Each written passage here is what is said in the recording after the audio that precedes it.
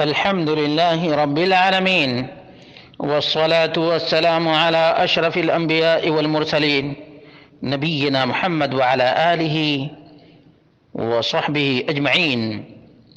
قال الله تعالى: وحرام على قرية أهلكناها أنهم لا يرجعون حتى إذا فتحت يأجوج وماجوج وهم من كل حدب ينسلون۔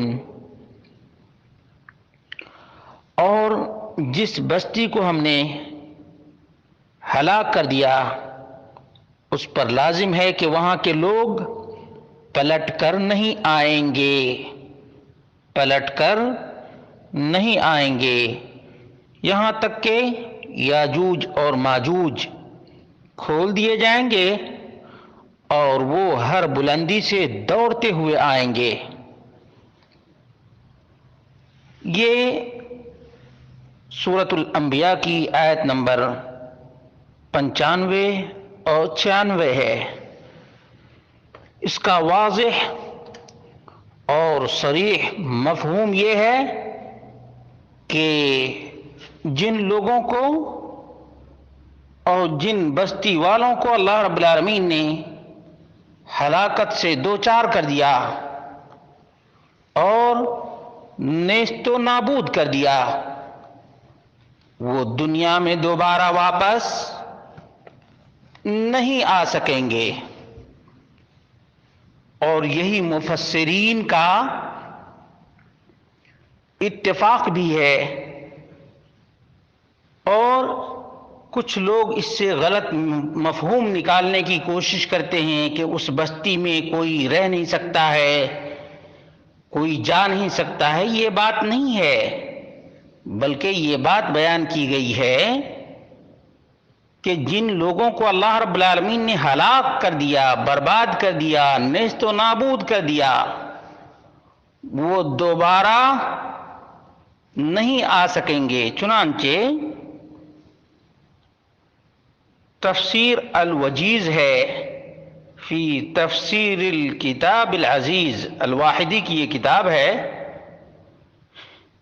وحرام علی قریۃ یعنی قریۃ کافرہ اہلکناہا بعذاب الاستئصال، جڑ سے اللہ رب العالمین نے اکھاڑ پھینکا۔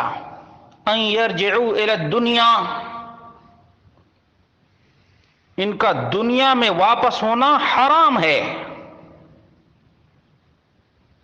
دیکھا، یعنی دنیا میں یہ نہیں آ سکیں گے۔ تفسیر البغوی معالم التنزیل کے نام سے ہے۔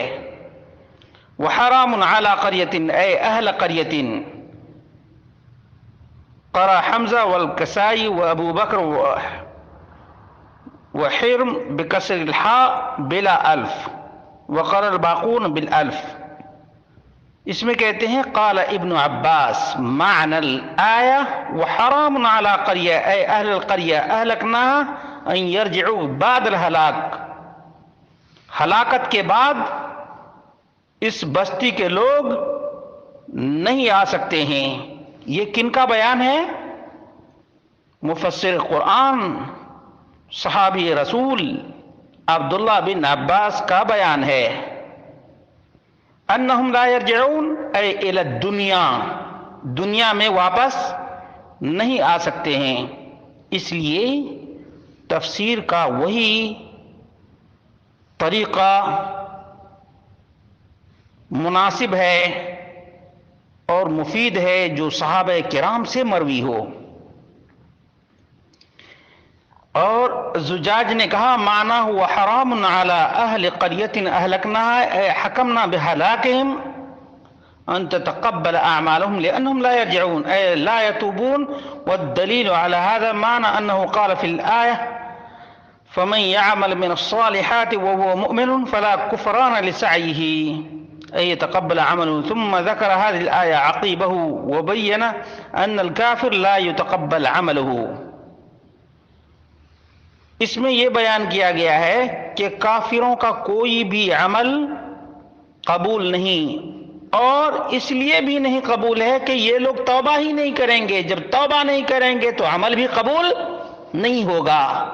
یہ معنی کسی بھی مفسر نے بیان نہیں کیا ہے کہ اس بستی میں لوگ سکونت اختیار نہیں کر سکیں گے، بلکہ اس میں وضاحت ہے، صراحت ہے کہ جن لوگوں کو اللہ رب العالمین نے ہلاک کر دیا، برباد کر دیا اور نیست و نابود کر دیا، وہ لوگ دنیا میں آنے والے نہیں ہیں.